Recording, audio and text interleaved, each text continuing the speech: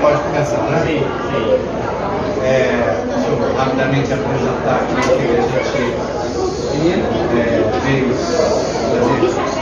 A gente quis aproveitar, nós quisemos aproveitar o momento da feira para a gente, pela segunda vez, a gente falar um pouco da presença indígena aqui em Resende. Né? E então a gente propôs a organização da feira, já que a gente estaria por aqui, e trouxe para lançar um livro meu, né? E aproveitar para falar da temática indígena em Resende, que é uma coisa que nos preocupa. Nós temos aqui em Resende descendentes de indígenas Curi, e a gente queria também tocar nesse assunto, porque a gente acha fundamental que isso seja refletido no turismo, seja refletido na história que se encontra em cada escola, que seja reconhecido seus descendentes nos bancos escolares e no cotidiano, que foi uma história muito apagada.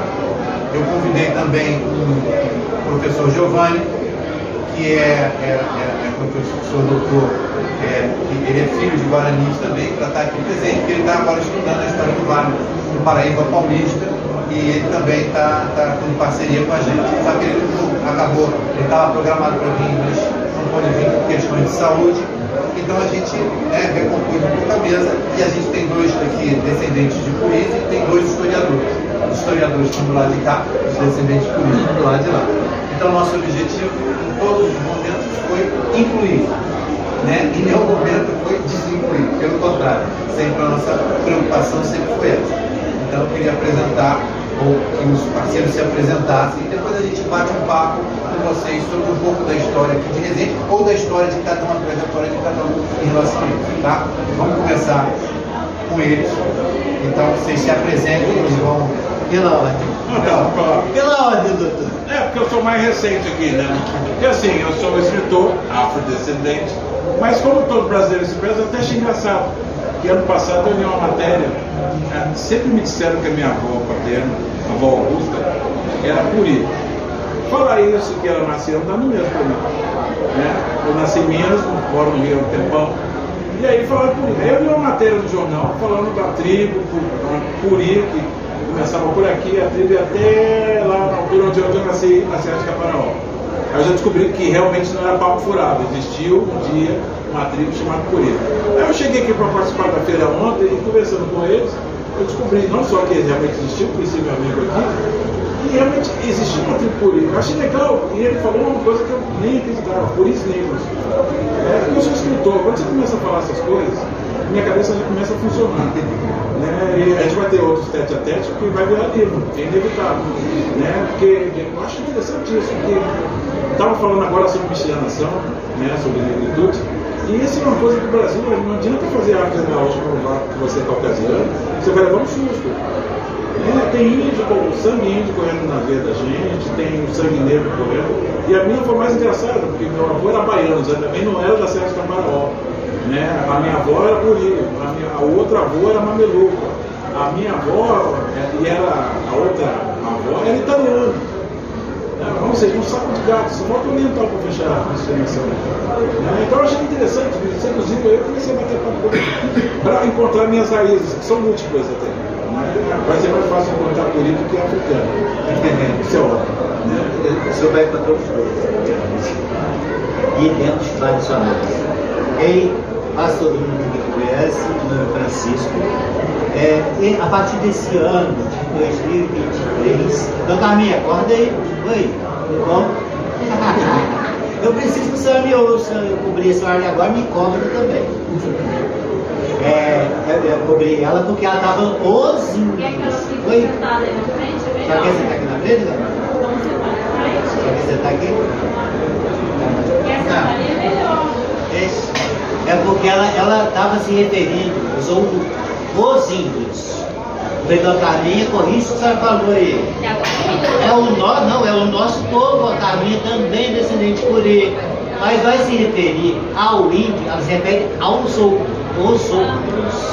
Então eu falei, não, é nosso povo. Né, doutor Carminha? Chamei a atenção do senhor ou não chamei? Viu? Já vou. Então, voltando, a partir desse ano 2023, eu resolvi assumir a minha identidade indígena, política. Né? Por que demorou tanto? Eu nasci numa família, a dona Carminha conhece bem minha família. O senhor estava falando de negro na família, vou falar como é a minha então. O meu avô era mineiro branco, ele casou com uma mulher morena escura, isso é definição toda, a minha não eu conheci. E a minha mãe, dizem que a minha mãe é mulata clara. Né? E aí eu, sabe, nunca entendi o que significava isso. Eu perguntei, a mesma pessoa que falou que a minha mãe era mulata clara e a minha avó mulata escura, ele falou para mim de uma coisa muito interessante que eu já até expliquei sobre isso. Não sei se alguém leu aqui. Essa pessoa perguntou para o meu avô como é a sua filha quando nasceu minha mãe.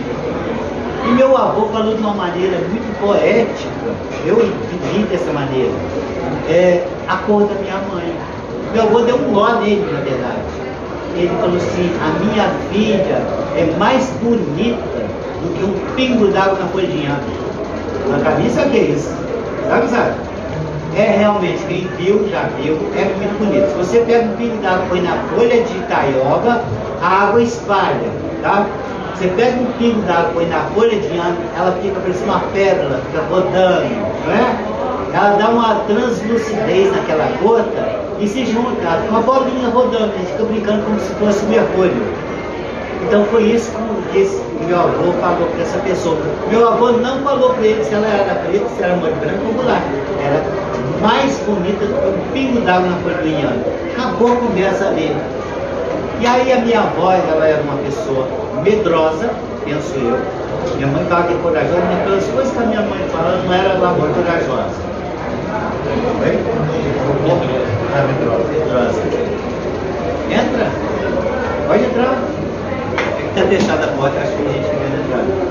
E aí, a minha avó nunca contou para minha mãe que ela era descendente de índios, nem de preto. Então, da onde que era a cor que a minha mãe tinha, né?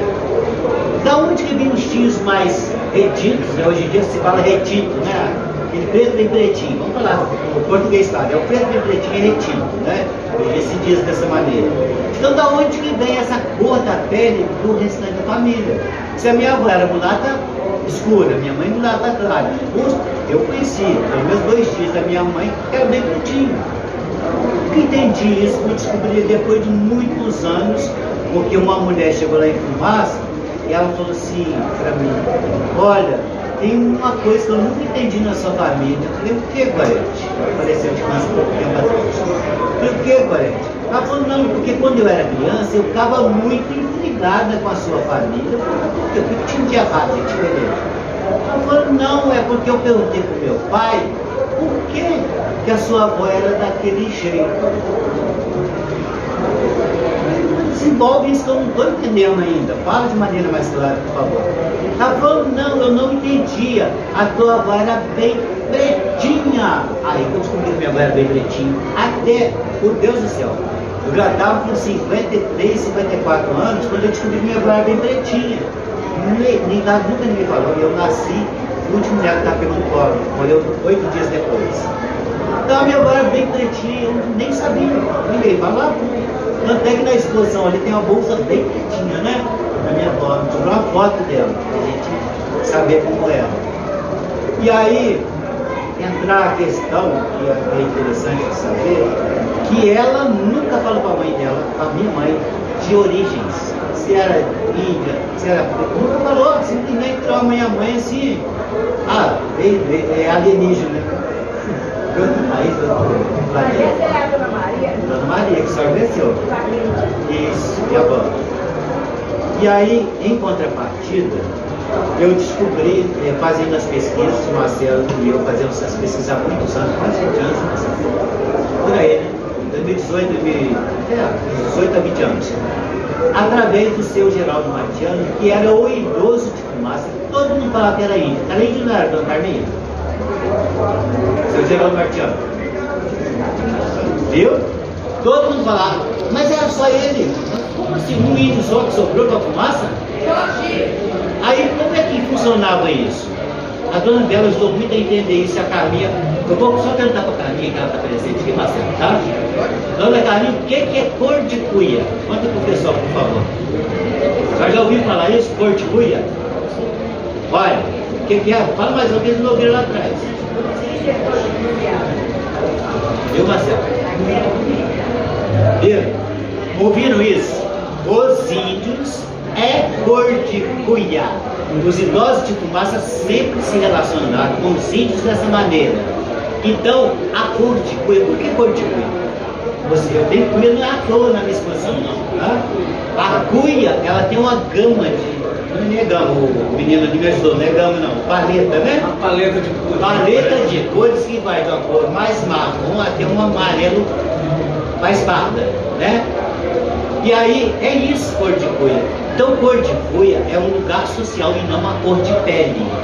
A Belinha foi que me clareou isso. E ela falou, quando ela falava, eu falava, dona Bela, quem mais aqui fumaça que é índio? Ah, a família da Sandra é cor de cuia. Olha o que ela estava falando, tá? A família do Júlio, cor de cuia. Eu olhava na Sandra do Júlio. Essa cor de cuia que é essa que a Sandra é a cor de cuia? Meus avós também tudo era cor de cuia. Olha, a voz da... Aí, olha o que significa isso. Esse era índio dele. Índio mesmo das duas gerações. Sabe o que significa isso? Dizer, é um lugar social, que a outra família que é, eu não, a minha não. É isso que significa. Então eu delato a outra família, mas eu excluo. Assim, desculpa, dona Carminha, mas eu vou botar de outra vez. Assim como a Carminha foi se referir ali agora, a questão indígena, ela falou os índios, se excluindo. Então essa questão da cor de cuia tinha a ver com isso. Tinha a ver de eu reconhecer o Palmiro como um índio, dizendo que ele é cor de cuia. Por que ele é cor de cuia e eu não sou? Onde está essa cor então? Que ele é ou não sou? Então era o outro que era índio. A pessoa não se reconhecer como tal. Tá? Todo mundo entendeu agora? Por que isso? Você trabalhar isso. Por que isso? Por que essa evitar de se assumir como tal? Eu vou deixar para vocês essa parte. Pode ser? Essa é a parte que eu não gosto. Eu não gosto. Acho que vocês mais preparados. É porque eu estou dando um relato aqui, porque, gente, tem uma diferença muito grande, tá? Eu sou de Fumaça. Eu nasci em Fumaça. A Carminha nasceu em Fumaça. A filha dela, Thalia Luiza, nasceu em Fumaça. Nós somos fumacenses, somos descendentes, somos índios. Concordam? Mas a gente não se assumiu como índio. Nós somos calados. O nosso falar foi abafado, né? Mas nós não. E você sabe por quê? Não, pode. Ainda não sabe por quê? Não, pode. Servimos fazendeiros. É, Natália. Tinha medo dos fazendeiros? Servimos fazendeiros. Nós não combinamos nada não, tá, gente? Só para ficar claro aqui, não é combinado. Foi acabando, fez por expulsando ele. Expulso, trabalhando uva. Não pode fazer. O bom da Carminha tá aqui, gente, que ela... Quantos aninhos que a senhora tem da Carminha? A Carminha? Deixa eu fazer uma pergunta indelicada pra senhora. Quantos aninhos a senhora tem? 81 anos, tá? Ela não tem por que mentir. Eu queria que ela virasse de frente para vocês, só para vocês verem o rostinho dela. A cor de cuia que ela tem. Vira para a Carminha. Para tirar a foto da senhora. Vira feia, senhora. Olha para ele. Não, é porque eu vou falar da mãe dela.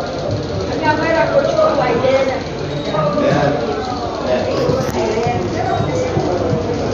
A mãe da Carminha, gente, metade da fumaça, e na Carminha, vê se o senhor confirma se eu vou falar, mais ou menos metade de fumaça é a filhada da mãe dela.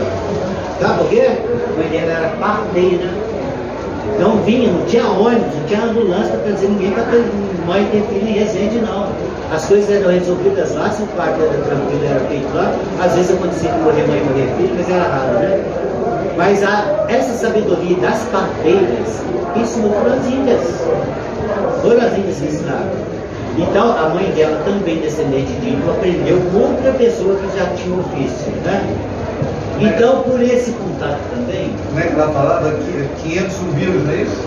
tinha colhido 500 umbigos, que era, ou seja, as 500 crianças. 500 crianças. Então, tem isso, gente, é uma história muito fumacenta, é muito por isso. Então, não tem como contestar que nós sejamos descendentes de Curi. Então, quando eu digo eu assumi a partir desse ano, é porque eu precisava, não intimamente, eu sempre me senti meu jogo. Sempre me senti, desde criança, eu sempre me senti índio. Mas eu precisava de alguma base para dizer que era. Aí teve a entrevista com o Geraldo Martiano e ele falou: o Vicente Quirino é meu primo. Mas o Vicente Quirino é meu tio, como que ele é seu primo sem que você seja meu primo? Mas você é neto de quem? Sou neto da Maria Quirina. Sou neto da Maria Quirina. Agora posso falar mais baixo? Obrigado. Eu sou neto da Maria Quirina. Aí, a primeira coisa que ele falou pra mim: a tua avó tocava a enxada igual homem. Agora eu fui trabalhar dele, minha avó. Eu me enchi de orgulho. E o mais legal, assim, que eu perguntei ainda pra ele, falei, porque tem muito essa questão da gente querer chegar na raiz, a gente querer provar, né? Eu falei, seu Geraldo, então me conta. Eu perguntava pra Carlinhos, ela não sabe.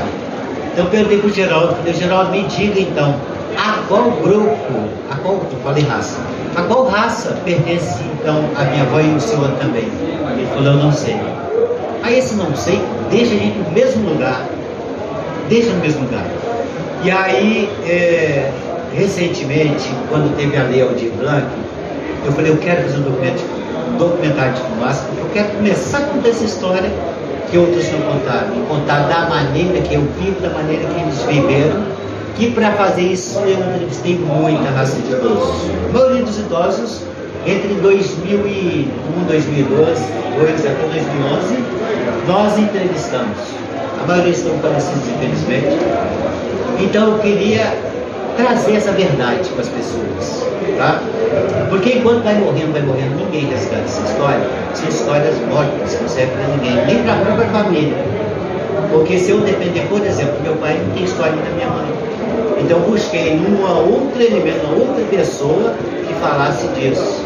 E aí quando eu, para ler Aldir Blanc, fui atrás de uma prima de primeiro grau da minha mãe, ela fez um testemunho assim, para dizer que tinha de Curi.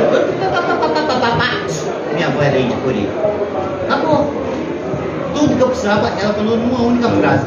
A minha avó era índia Curi.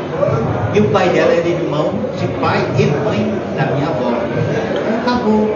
Deixou a questão ali naquele momento de agora. Eu estou realmente calçado, né? Eu posso dizer. E a partir de então, começou a surgir uma mudança em mim. Eu nunca gostei do apelido Chiquinho, não gosto de apelidos diminutivo de ninguém. Não chame meu filho de Joãozinho, jamais chamaria. Não gosto, porque diminui a pessoa. Parece ser forma carinhosa, nunca achei. Nunca me senti acarinhado para alguém me chamar de Chiquinho. E aí eu comecei a dizer que eu sou Chiquinho. E aí o Felismar Manuel, que eu tinha a felicidade de conhecer o Felismar, conhecer não, a gente conversa virtualmente. Ele escreveu a grafia para mim com XIKITOPURY, que é a maneira que eu escrevo Curi também com Y. Porque esse Curi, esse trabalho de gramática que eles andaram fazendo em dicionário, isso foi feito antes da última reforma do português. Então eu acho que aquilo ali que vale. Depois disso, daqui a pouco muda outra vez. O meu filho esses dias falou Curi. Ai, me para meus meninos. Já está confuso meu. Chega. Gente, obrigado. Desculpa prolongar muito. Bom, gente, primeiro eu quero agradecer a presença de todos aqui. Agora eu já posso tirar o chapéu, né? Isso, chapéu para isso, vocês. isso. E para a dona Camila, todos os dois lá, assim, ó.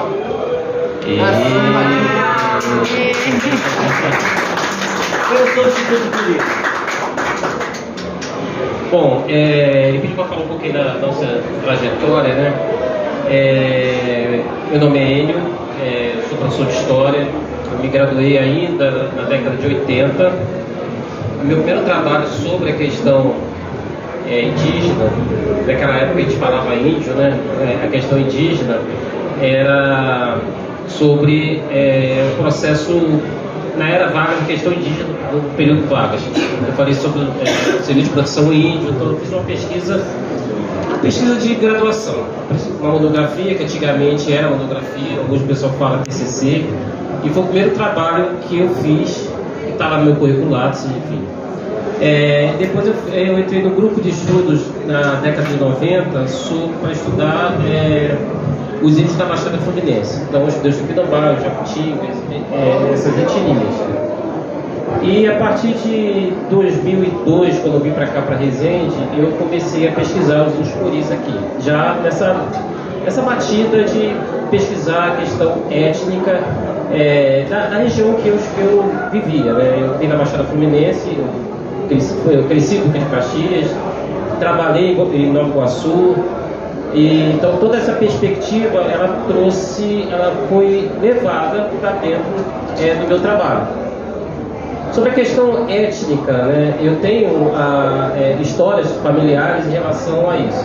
Eu nunca me identifiquei como indígena porque eu não ia colar, né? Branco, olho claro, não ia. Mas o meu avô dizia, né, que o pai dele tinha sido pego a laço.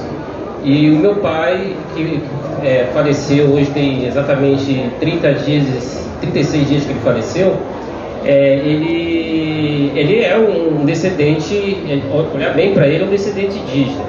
Mas isso nunca foi discutido dentro da minha família, né? A minha avó, ela era afrodescendente, tinha olho verde, afrodescendente de olho verde, por pai de pai. Minha família é toda portuguesa, por pai de mãe. Então eu nasci esse branco azedo aqui, com olho claro, que então dentro dessa nunca me passou, e também não tinha, quando a gente começou a fazer esse tipo de pesquisa, não tinha essa questão da identificação étnica, isso não era uma bandeira dentro do meu processo de pesquisa. Então a partir daí eu fiz o mestrado, falei sobre o aldeamento de São Luís Beltrão, eu conheci o Marcelo. Antes de conhecer o Marcelo, eu conheci a pesquisa deles, depois de conhecer o Marcelo. Eu me formei na Severino Sombra em 2012. Teve um tempo que eu demorei nesse processo, nesse período de pós-graduação, para entrar no mestrado, eu entrei só em 2012. Me formei em 1998, olha quanto tempo. Eu não vou revelar aqui a minha idade aqui, uma questão de afirmação. Mas eu terminei o doutorado em 2018 falando também sobre a questão sobre invisibilidade indígena, o que o Chiquinho estava falando, como esses índios foram invisibilizados, o processo, toda a máquina do Estado imperial foi trabalhado para a invisibilização desses índios, enfim, o desaparecimento dos documentos oficiais. E, ao mesmo tempo, o povo continuava reconhecendo os puris aqui em Resende. Isso que é interessante perceber. Ele some dos documentos oficiais, mas ele continua presente no dia a dia. As pessoas reconheceram, ele é índio, não se falava indígena, né? Inclusive, essa questão, até 2018, a gente não tinha a menor restrição em chamar o indígena de índio. Esse movimento, que é um movimento identitário, ele surgiu a partir de 2018, 2017, 2018. Mas na banca que eu passei, que o Marcelo estava na banca no dia, né, na apresentação da minha banca, estava o Dal Apuri, que é um das lideranças do movimento da Ressurgência Puri, ele estava presente também. Não havia nenhuma restrição à questão indígena. Isso foi um movimento identitário que eu valorizo, é perfeito, faz parte do movimento de autoafirmação étnica dos indígenas. Mas ele começa a surgir a partir de 2017, 2018. Mas não tem, tanto é que todos os meus trabalhos até 2019 eu utilizo a palavra índio. Foi em 2019 que eu fiz um artigo e mandei para a Universidade de Tocantins. Eles mandaram corrigir o artigo e trocar o índio pelo indígena ou povos originários. Aí que eu me toquei, a coisa mudou. Né? Essa questão identitária, ela chegou no movimento de organização dos povos indígenas, que é importante, como aconteceu com o movimento negro, preto. Eu me recordo muito bem, eu falei isso numa palestra aqui, eu e o Júlio estava, e o Oswaldo estava. Eu tinha um amigo meu na década de 80, que era o movimento pastoral do negro, aquele movimento que surgiu aí, impulsionou a organização do povo afrodescendente do Brasil. Ele dizia para mim, olha, eu não sou preto, eu sou negro, que negro é raça, preto é cor.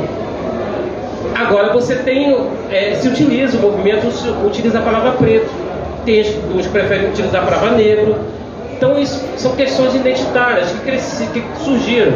Muito embora a gente pode perceber que a questão identitária, esse movimento identitário, ele surgiu na Europa. E foi um movimento que surgiu num pensamento xenófobo. Né? Então ele não é um movimento de extrema direita. Poucas pessoas sabem disso. Mas existem uns estudos que esse movimento identitário ele surge a partir daí, que era justamente o povo, a população francesa criou esse movimento justamente contra a imigração, principalmente a imigração africana, islâmica, que chegava na França e começou a ocupar muito espaço. Então houve esse movimento identitário, e aí depois ele foi abraçado pelos movimentos. E claro, as ciências humanas e sociais são interessantes por isso. Elas se adaptam, elas mudam, elas evoluem conforme a causa vai vão sustentando. E esses movimentos surgiram a partir daí. Bom, eu defendi a minha tese em 2018, foi um período bem difícil, estava em direção de escola, tive alopecia, fiquei quase careca, enfim, engordei pra caramba, e foi um período bem difícil para mim. Aí, depois que eu saí da direção da escola, ano passado, eu fui convidado para fazer um pós-doutoramento. Aí eu fiz uma outra vertente, eu comecei a trabalhar a história das políticas indigenistas, como elas nasceram, como é que elas surgiram, como é que elas evoluíram, de onde que elas vieram. E aí seria esse nosso bate-papo. A gente vai falar um pouquinho mais sobre esse trabalho, que é o último trabalho recente que eu terminei, que é falar sobre a evolução dessas políticas e como essas políticas elas foram decisivas nesse processo de visibilidade da população indígena, dos povos originários da nossa região. Então, a partir do momento que essas políticas, você tem as políticas, essas políticas se transformam em legislação. Então, você tem a política e a legislação que elas são construídas depois. E isso acaba gerando, impactando diretamente os povos originários aqui na nossa região. Uma coisa que começa ainda no século XV. E ela chegou chegou no Brasil, todo esse processo que foi processo colonial, foi devastador, avassalador, destrutivo, enfim, genocida, que é uma palavra que é do nosso tempo, não era do que se utilizava naquele período, mas a gente consegue perceber como é que esse processo ele foi se construindo a partir de alguns critérios que foi justamente dessa política indigenista que foram criadas. Bom, vou passar a palavra para o Marcelo aqui, que está doido para falar. Bom, boa tarde a todo mundo, eu agradeço a presença, agradeço a todos que estão aqui. Eu queria começar, assim, minha preocupação já há muito tempo, eu trabalho com os povos indígenas desde 1999. De lá para cá, esses 24 anos, né, sempre com algumas preocupações. Entre elas, que a nossa historiografia, quando ela começou, ou seja, a escrita da história do Brasil, quando ela começa, a partir do século XIX, ela de imediato já diz que o índio é passado, o indígena, no caso, na época, dizia índio é passado, pelo Van Hagen, que era o Visconde de Porto Seguro, que começa a escrever o primeiro livro de história do Brasil, ele fala isso. Como se os indígenas que estavam envolvidos com o Império não existissem, né? Ou não fossem dignos de estarem participando da Constituição Nacional. A própria Constituinte de 24, a primeira Constituinte do Brasil, há uma discussão, inclusive envolvendo os índios de Resende e os índios de Valença, em que nessa discussão eles falam quem são os cidadãos brasileiros. E eles excluem dois grupos: os escravizados e os indígenas. Essa Constituição, inclusive a primeira Constituição nossa, simplesmente não fala desses dois segmentos que era a maioria do Brasil. Só isso, era só a maioria. Era só a maioria e não se fala disso. Então, há um processo de construção de invisibilidade indígena no estado do Rio de Janeiro no século XIX. Esse processo, eu aprendi com o índio, com o Baré, que a gente fez uma live, ele chama de eufobia. O que é eufobia? O medo de se assumir como indígena. É o que, de certa forma, a dona Carminha mostrou agora. Por que esse medo que ela falou? causa dos fazendeiros, por causa da repressão, por causa de quando você assumisse essa palavra, você imediatamente era estigmatizado, você era colocado em escanteio, você era assumia-se um preconceito muito grande. Quando não preconceito, tinha uma outra questão que era muito pesada no século XIX. Eles estavam tendo seus territórios todos invadidos. E todo o discurso de construção da história do Brasil, ele é feito ao contrário, ou seja, os invasores chamam os que estão no território de invasores. Ou seja, eles invertem a discussão. Eles invertem, mas toda a documentação que a gente tem, ela é baseada nos vencedores, nos que excluíram os outros, nos que expulsaram os outros, nos que massacraram os outros. Então, o aprendizado da história é invertido. Ele é o olhar daqueles que venceram, é o olhar daqueles que massacraram, é o olhar daqueles que excluíram os outros. No caso dos povos que foram obrigados a ser transplantados da África, quando houve a abolição, eles não tiveram acesso à terra que eles trabalharam para produzir, por exemplo, o café, que era a riqueza do Brasil. Todos eles foram excluídos. Por isso que a gente luta até hoje pela questão da reforma agrária, que é central. E os povos indígenas, a mesma coisa. No caso do Estado do Rio de Janeiro, o que aconteceu é o seguinte: ou seja, os aliados, eles faziam o quê? Eles davam uma parte das terras e distribuíam o resto. Eram chamados aldeamentos, né? Que começam desde o século XVI. Então, Niterói era um aldeamento indígena, Itaboraí era um aldeamento indígena, Itaguaí era um aldeamento indígena, Santo Antônio de Pádua era um aldeamento indígena, Macaé era um aldeamento indígena, Valença e seus dois aldeamentos, Conservatória e o Centro de Valença. Em Resende você vai ter aqui a Fumaça, onde Chiquinho e Carminha, né, e família estão lá, e você vai ter outros também, São Fidélis, Campos, etc. E todas essas, aqui é Luiz, em São Paulo, que do lado também é de Puris, todas essas terras foram doadas ao longo desses 3 anos de colonização e império. No final de 1870, o Império disse o seguinte: olha, depois de eu proibir vocês de falarem a sua língua, depois de eu tirar seus territórios, depois de eu pegar e dizer que vocês são obrigados a assumirem a religião católica, que não era o pensamento deles, vocês não são mais índios. É isso que eles falaram no Império. Está claro isso. Então, para poder roubar o resto de terra que tinha, que sobrou, eles falaram: vocês não são mais índios. Então, tiraram a identidade. E essas pessoas, evidentemente, para se autopreservarem, praticaram o que o Barelli falou, e que eu entendo que era eufobia, esconder a sua origem. Eu sou cor de cuia, o índio é o outro. Não, eu não sou não. Por quê? Porque esse medo? Esse medo não tem razão de ser? Claro que tem razão de ser. Porque se você assume que você é e que você está no seu território, você se torna um perigo. Por quê? E se esse território aqui é seu, por que tiraram? Essa é a questão. Essa é a questão que está por trás da invisibilidade indígena, principalmente no estado do Rio de Janeiro. Porque isso significa você recolocar a questão, entre outros, territorial, né? Então eram exilados no próprio território, uma situação que a gente construiu aqui no processo brasileiro. Ou seja, eu não estou exilado no outro país, eu estou exilado no meu próprio país, no meu próprio território. Eu já não reconheço ele, porque antes eu atuava em florestas.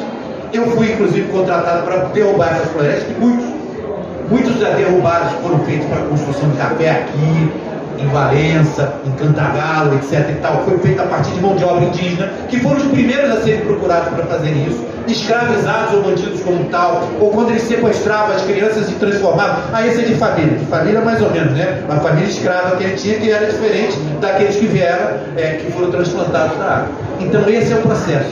E por isso, essa dor, por isso essa questão das famílias se autopreservarem ao se esconderem em relação a isso.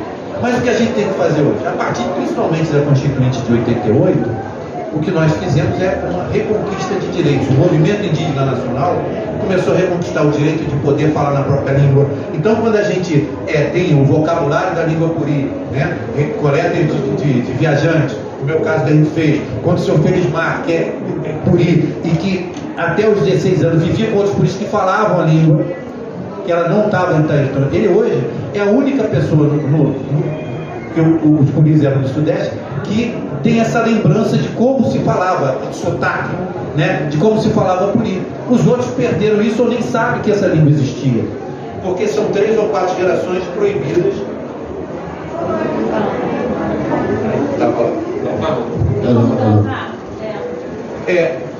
proibida de falar isso. Então, essa é uma questão importante. E aí a questão de assumir a identidade é porque muita gente diz assim, eu sou descendente de italiano, eu sou descendente de português. Por que eu não posso ser descendente de indígena? Porque você não tá, você usa celular, porque você tá. Os outros também não? Será que o português das caravelas se veste como o descendente português das caravelas se veste como ele se vestia lá? Não. Da mesma forma os indígenas não. E por que você não está na aldeia? Porque, acabaram com a minha aldeia, acabaram com o meu território, sequestraram a minha terra, não sei o que, óbvio que eu não posso ficar onde me excluíram. Evidente, é completamente diferente, é uma situação construída historicamente de violência histórica.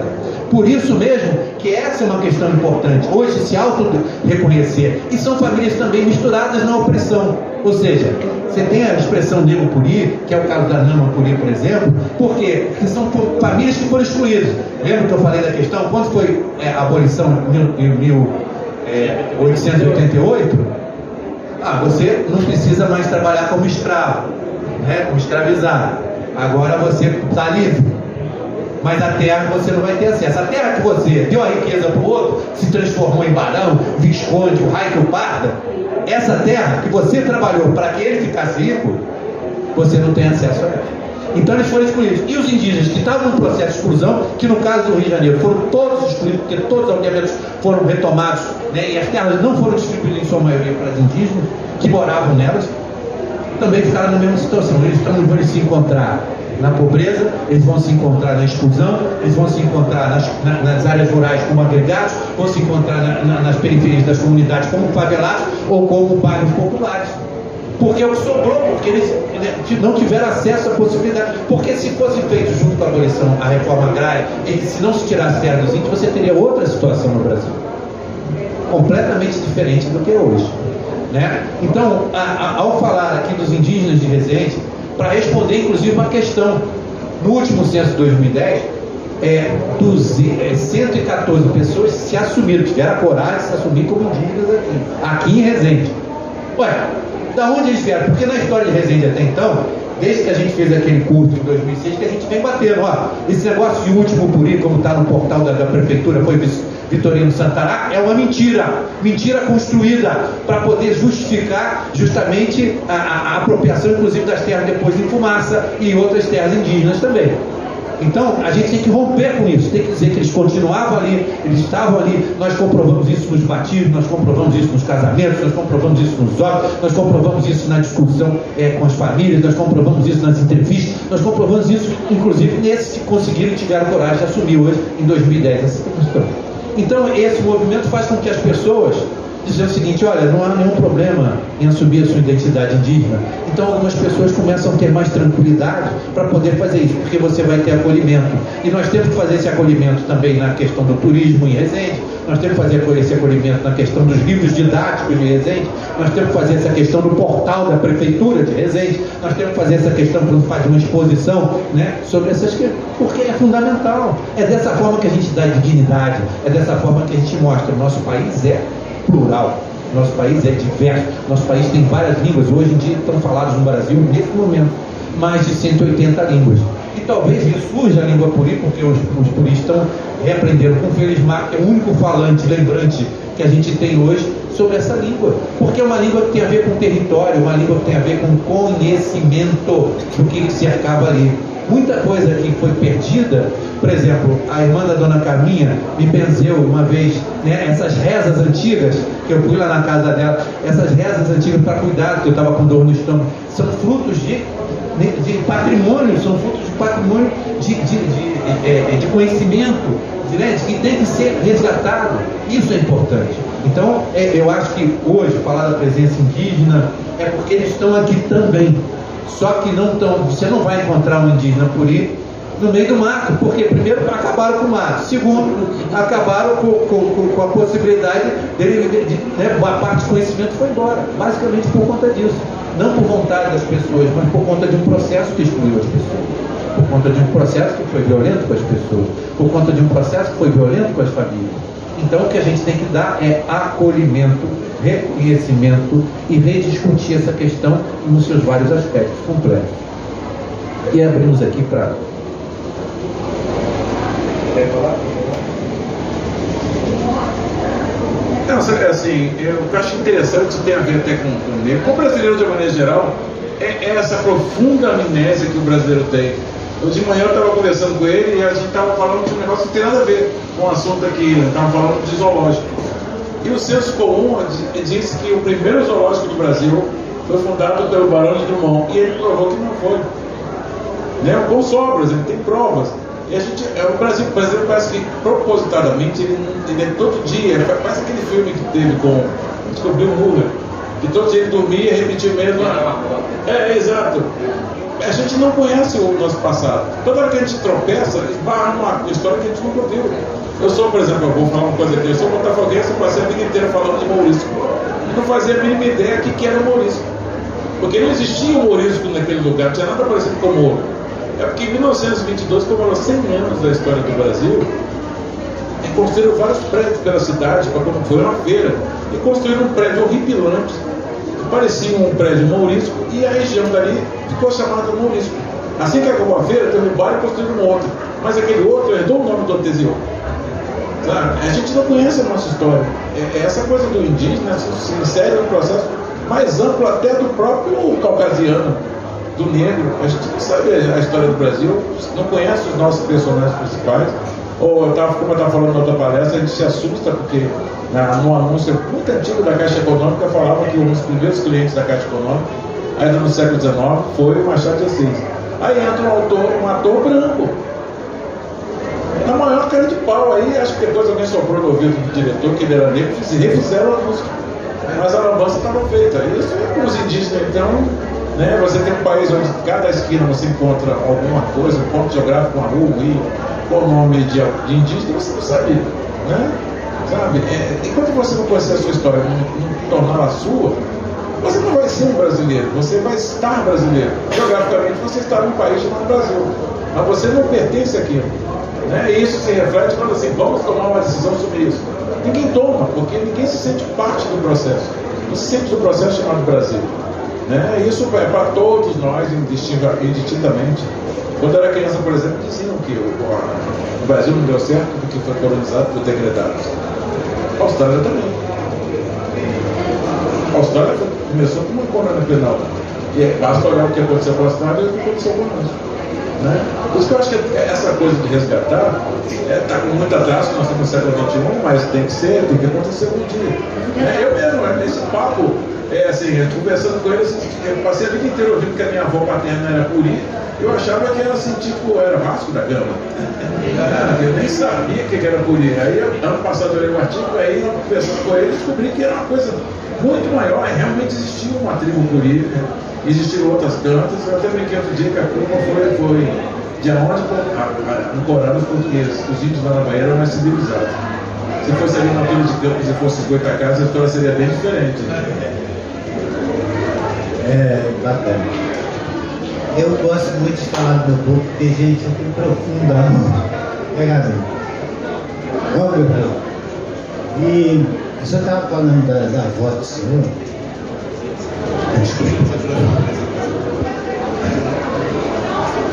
A minha bisavó era índia puri, tá? Então soube disso há 3 anos. Quem quiser entrar, gente, por favor. Era índia puri. Mas o marido dela não. É disso que eu quero falar agora. O marido dela era preto, retinho. Eu gosto de falar preto, gente. Porque eu passei a vida inteira falando preto. Não pode falar isso não, isso é feio.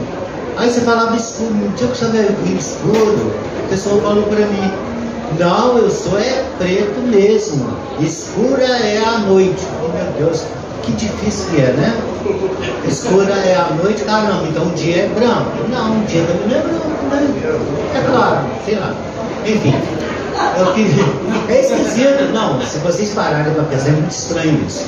Então, quando eu vou falar que eu vejo que tem um público maior de cor mais morena, eu pergunto como eles querem ser chamados, para acabar a conversa. Eu vejo a dificuldade que é para uma criança, tá? Eu já fiz palestras para várias crianças de estar falando de índio, ou chegou outro índio chegando aí, de falar de índio, e depois a criança não se sentir enquadrada. Ela não é encaixada, ela não é índia, entendeu? Ela não é indígena, E ela não é branquinha. A menina, uma menina, ela baixou o olhar, eu vi como aquilo doeu para ela. Eu peguei no meio da conversa, falei, olha, nós estamos fazendo isso aqui porque nós estamos comemorando o dia que criaram do índio.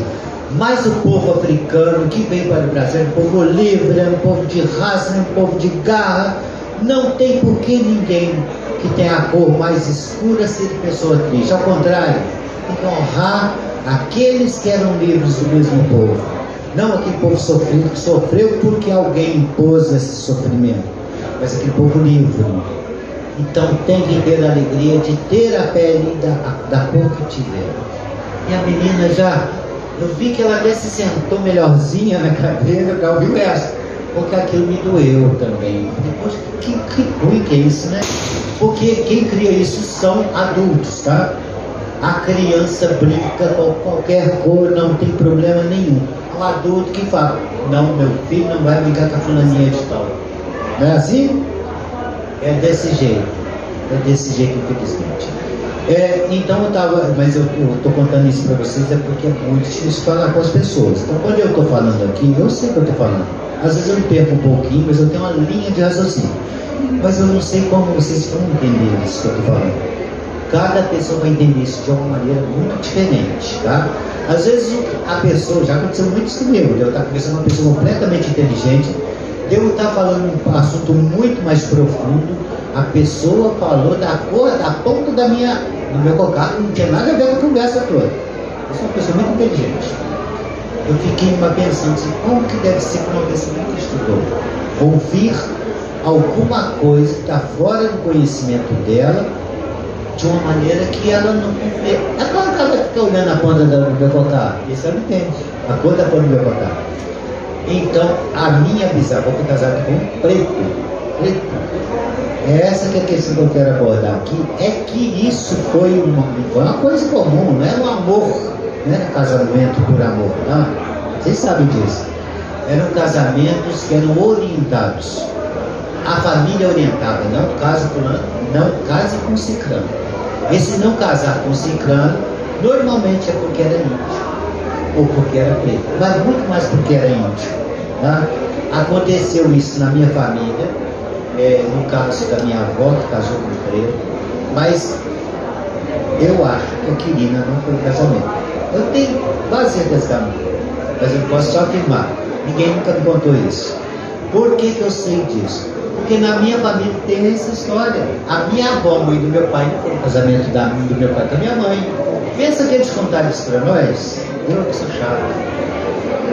A Carminha fala uma coisinha ali, eu sei o que ela falou. Eu entro no pensamento dela. Carminha não são os, somos nós. Não foi que eu chamei a atenção?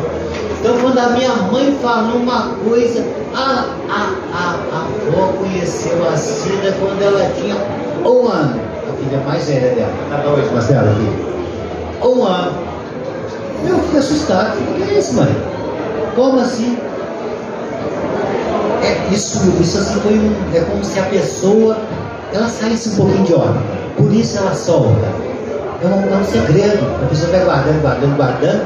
Ela tem aquele, não sei, como chama lápis? Não é isso, não é lápis, é uma outra questão. Ela tem aquela coisa de deslize, né? Gatilho. Então você está conversando com a pessoa, de repente, mãe, como é que era, por exemplo, como é que era a cor da minha irmã? Ah, sua irmã, e da minha avó? Ah, sabe que eu nem prestei atenção, porque é aí que ela solta. Ah, ela conheceu sua irmã quando ela tinha 1 aninho. Aí que eu já mato a bola no peito e já faço o gol. Assim que eu faço. Né, dona Helena? Eu falei, mãe, a avó não foi no seu casamento. Da onde você tirou isso? A senhora acabou de dizer. A senhora acabou de dizer. Me conta essa história. Por que a mãe do meu pai não foi no teu casamento? Ah, eu não gosto de falar dessas coisas. Não gosto de falar dessas coisas. O eu não gosto de falar essas coisas é horrível. A senhora conheceu ela. Dizem que ela era brava. Como é que eu sei que ela não foi no casamento? Porque é muito natural que a avó acompanha a gravidez da filha, do primeiro filho pelo menos, ainda que não dê para acompanhar os outros, né?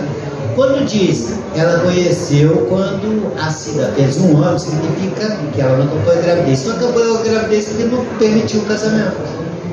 Entendeu? Aí, onde está o porquê então? Por quê? Porque a minha mãe era filha, era neta de Índia, com preto.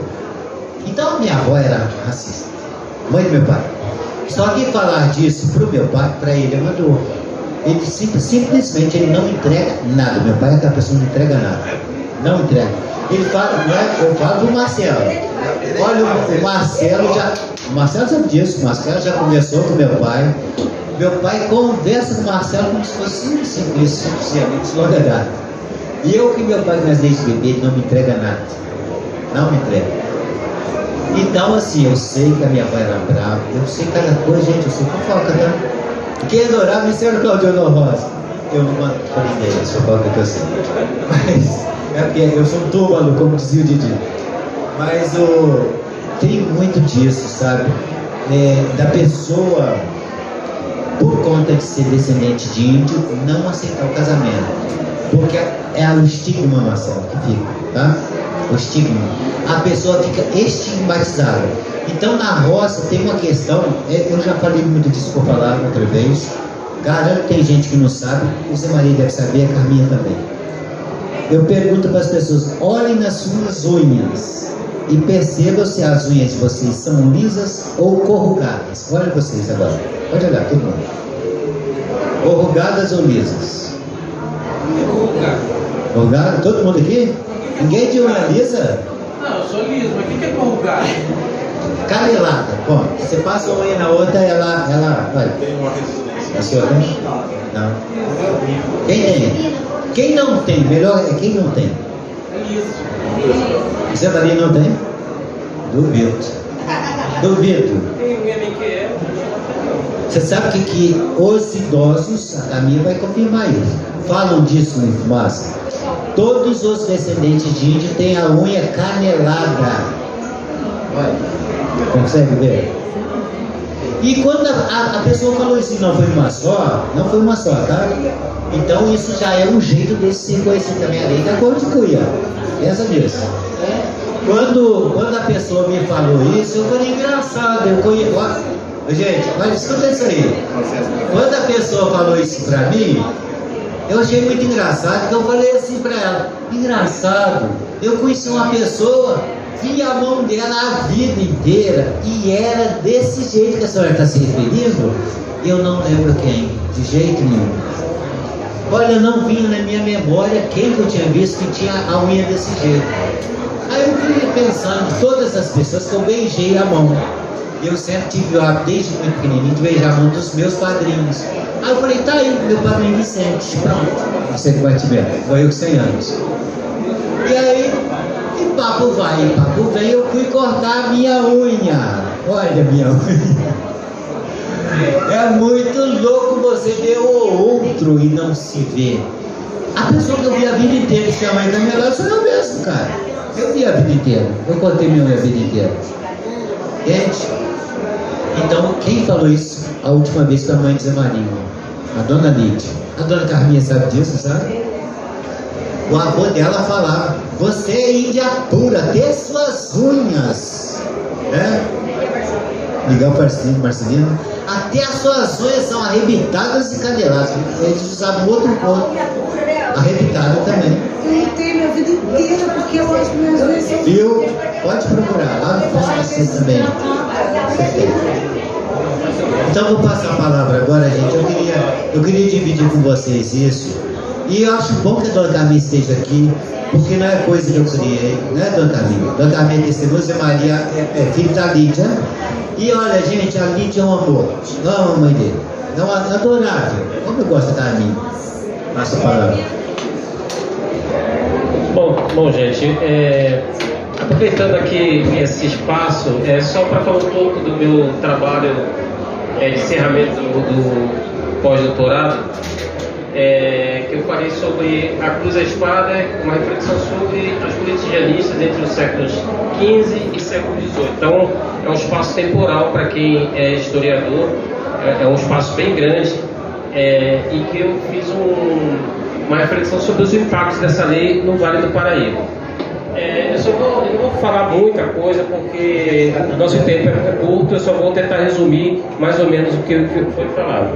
Eu quis dizer aqui o seguinte, que a questão da política janista está baseada em 3 fatores fundamentais. A primeira seria a humanidade indígena, que durante muito tempo se questionou se o índio ele era humano, se ele tinha alma ou não.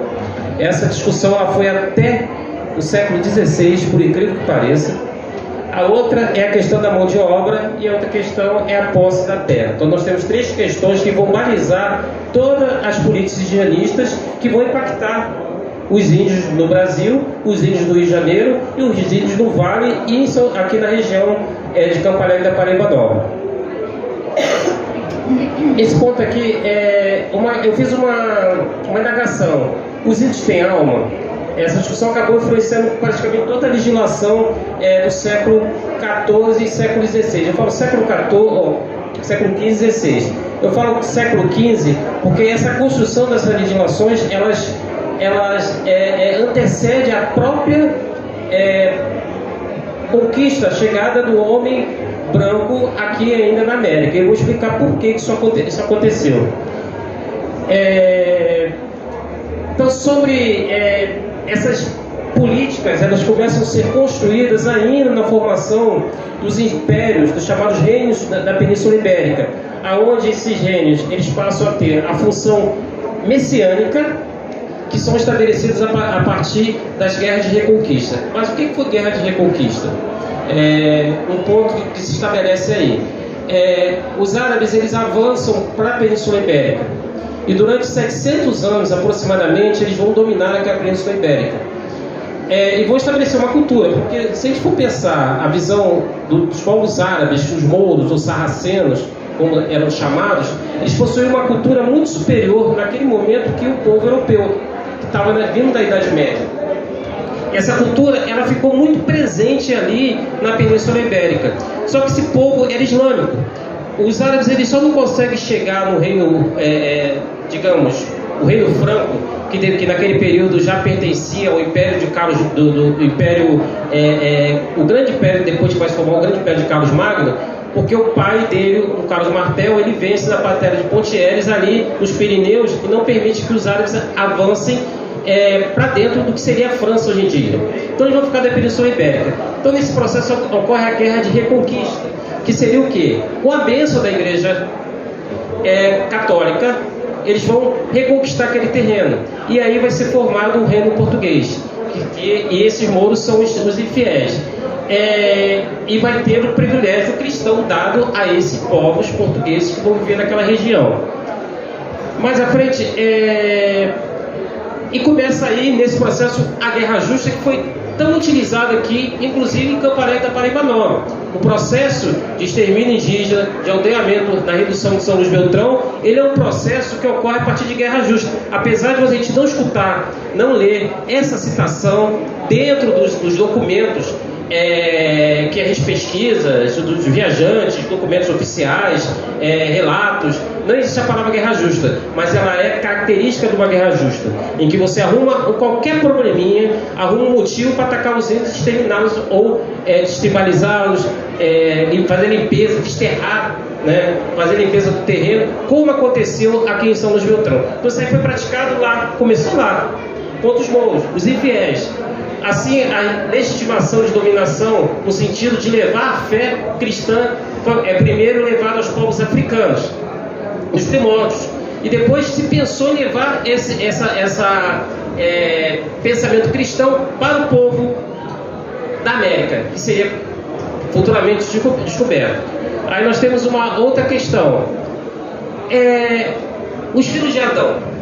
Aí nós temos uma questão muito importante do entendimento, por que o índio, ou o indígena, desculpa pelo ato, o indígena, ele era conhecido como aquele que não tinha alma, mas o negro africano era o que possuía alma naquele momento. Por quê? Na visão cristã, se estabeleceu que os africanos, os negros, os mouros, aqueles que, principalmente à medida em que fosse avançando para a África, esses negros eram descendentes da raiz amaldiçoada de Adão, que era o filho amaldiçoado de Noé, que era o Cã, que era o que tinha pele escura. Isso está na Bíblia. Então começou a criar Daí veio o preconceito. Ele tinha pele escura, era descendente de Cã, uma geração amaldiçoada, tinha alma, mas ele tinha que ser subalterno, ele tinha que ser podia ser escravizado. Então a justificação principal no momento da escravidão negra africana, ou dos povos que eram infiéis, muitos deles já eram até convertidos ao Islã, né? Aqueles povos negros do interior da África já tinham conversão ao Islã nesse período. Eles eram o povo amaldiçoado da raiz amaldiçoada, de tanto que podiam ser escravizados. Tinha algo, podia ser batizado, mas eles continuam sendo subalternos. Essa foi a identificação do começo da Idade Moderna. Estou falando da Idade Moderna. Aí você tem grandes nativos da América eram humanos. Aí você tem um grande questionamento, aí você tem uma base aristotélica em que você coloca aí, que levanta a teoria da repartição do globo em alguns segmentos. E um desses segmentos era uma região que não poderia o ser humano sobreviver. Então esse povo que estava ali não eram humanos, que eles foram descobertos em uma outra região em que o ser humano não viveria, não poderia viver, que era justamente a área do hemisfério, aquela área do hemisfério norte e sul, que é onde depois houve esse avanço da expansão marítima comercial. Essa aqui é uma expressão aristotélica, Altérios, que é o outro mundo, que é também baseado na visão aristotélica, e também isso aí havia um pensador cristão, que é o Jacques Le Perrier, que defende também que havia uma outra população, outros seres que surgiram antes ou anterior a Adão, que eles sobreviveram no dilúvio, que não eram humanos, que eram justamente os nativos que viviam no continente americano. E a gente fala assim, que absurdo, mas isso foi utilizado. Aí você tem a fé, a cristandade sendo utilizada como pensamento, como bandeira. Essa condição suposta não humanidade acabou sendo aplicada nos indígenas americanos de maneira diferenciada aos povos africanos. Os povos africanos eram humanos, mas podiam ser escravizados. Os africanos os americanos, os povos americanos, eu falo continente americano como um todo, eles não eram humanos. Então, nesse princípio, justificava a forma avassaladora, cruel, e que foi brutal, e que foi o processo dos primeiros anos de dominação dos povos originários do continente americano. Aí você tem uma contrapartida, aí você tem o fundamento da Santíssima Trindade de Santo Agostinho, que ele fala que a partir da Santíssima Trindade a pessoa é considerada humana quando ela tem a faculdade de memória. Será que o indígena tem memória? Tem. Entendimento? Tem. Vontade? Tem. Se ele tem isso tudo, ele é humano. Então ele poderia ser, a partir desse momento, esse pensamento foi retirado a partir daí, para que o indígena dentro do continente, principalmente nas terras brasileiras, eles pudessem ser catequizados, porque existe o motivo dessa catequese. Outro motivo também que você colocava como esses indígenas, eles eram considerados não humanos, era a questão exótica e selvagem que eles viviam, na visão do colonizador.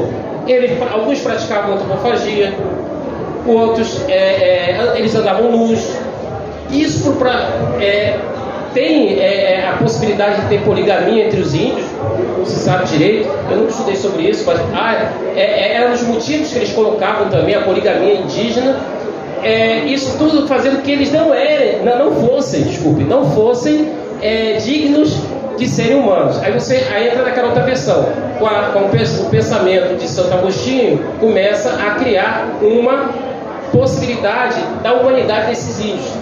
E o que vai justificar, a partir desse momento, o processo de colonização dos índios no continente, e principalmente no Brasil, é justamente o processo de conversão e salvação das almas desses índios, como se fosse o pano de boca. Vamos pensar no teatro, pano de boca, conversão dos índios. Qual o pano de fundo? explorá-los, escravizá-los. Aí a gente entra, a partir do momento que você define que esse índio tem alma, a gente vai para o segundo ciclo, que é a utilização da mão de obra, que é justamente a escravidão, a intensa escravidão que esses índios passaram, que levou ao extermínio de todas as formas. Nós sabemos que os índios, além de escravizados, eles eram exterminados por doenças, contaminação. Os índios aqui Puri, em nossa região, sofreram demais com a contaminação da febre da bexiga, que é a varíola, inclusive, que é uma doença extremamente letal, inclusive para o branco. Então tem aqui o bairro do Bexiga lá em São Paulo e tem esse nome como epidemia de varíola. Sim, sim, porque o mundo tinha de varíola ali. Então nós temos aí essa questão do exótico. Aí começa a entrada da cruz. A cruz, ela começa a ser, a igreja, ela começa a ser a grande intermediadora desse processo das primeiras leis higienistas. Então nós temos aqui a primeira bula do Diversas, que ela vai falar sobre colocar esses infiéis como inimigo de Cristo. Aí depois nós vamos ter a bula Romanos Pontifex, que traduzindo seria pontificado romano, do Papa Nicolau V, foi o primeiro a fazer referência mais precisa do tratamento concedido a Novas Terras, e foi o primeiro a utilizar a palavra índio. A palavra índio ela foi utilizada antes no continente africano do que aqui na América, porque os povos que viviam na África, eles chamavam de índio, porque eles tinham aquela visão que aquilo ali, aquela África, ela se ligava até as Índias. Então você tinha a África etíope, a Índia etíope. Então eles faziam uma ligação porque eles tinham uma ideia dessa navegabilidade, dessa proximidade. Eu estou falando do século XIV, século XV. Foi século XV. 53. Aí nós vamos ter a bula intercoiteira, que é a primeira bula. Teve duas, a de dia 3 e depois editaram uma dia 4. Acho que dia 3 o cara estava meio doidão, não ficou muito boa. No dia 4 ele mandou ver a segunda bula intercoiteira e criou a primeira, que vai colocar que deveria levar a fé católica aos povos, os cristãos, os povos originários ao cristianismo. Então foi a primeira bula que ela vai fazer uma referência em relação a isso. Nesse período foram promulgadas uma série de bulas, mas cima dessas bulas elas colocam realmente para tentar amenizar esse processo devastador, mortífero, com os povos originários no continente americano. Passando para cá, a Carta do Peru Baixo do Caminho vai ser a primeira referência documental em que vai se fazer uma descrição dos povos originários no Brasil, feito pelos portugueses, e a primeira missa foi feita dia 26 de abril de 1500, e os índios participam. Então isso me remete a um trabalho que o Viveira de Castro chama, um livro que ele chama muito interessante, que é o Mármore e a Murta. Você conhece? Que é a murta era uma planta que toda hora você tinha que aparar. O mármore, depois você esculpia ela ficava perfeito, estava ali, beleza. O mármore seria os mouros, que depois que eles se convertiam ao cristianismo, eles não retornavam mais. Os índios não, eles se convertiam, parecia que estavam convertidos ao cristianismo, mas eles iam para a mata lá e iam fazer devoções, enganar mesmo o colonizador. Então os jesuítas diziam que eles eram a murta, e tinham que sempre ser aparados, sempre ser catequizados de novo, para eles não se perder a inconstância. Eles iam para lá e acabavam adorando os deuses indígenas. E o Papa Paulo III, ele vai criar a bula Christus Fidelibus, que seria a todos os fiéis de Cristo, que essa bula é que vai reconhecer que esses povos, da excomunhão, quem escravizasse os índios, e decretar a liberdade, que esses índios eram verdadeiros homens. Aí que você vai ter o reconhecimento desses índios, ou melhor, desses indígenas, como aqueles que eram homens e possuíam almas. Então eles teriam que ter um tratamento humano a partir daí. Então você vê que esse processo, até 1537, o índio, o indígena, os povos originários, ele sofria com essa ideia de que ele era desprovido de alma. Então ele sofria todo tipo de tratamento. Agora, é interessante que isso aqui vai justificar todo o processo de colonização, como eu falei. A partir de que você leva essa colonização Mais à frente, a gente fala sobre as várias legislações indigenistas, né?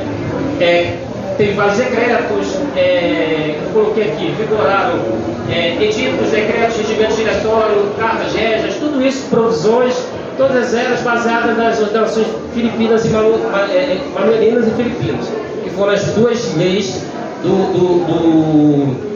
do reino português que vigoraram nesse período. Então foram criadas várias leis nesse sentido para tentar organizar e amenizar o impacto dos três atores que viviam na colônia. O primeiro era as ordens religiosas, o segundo era os moradores e o terceiro ator era a coroa.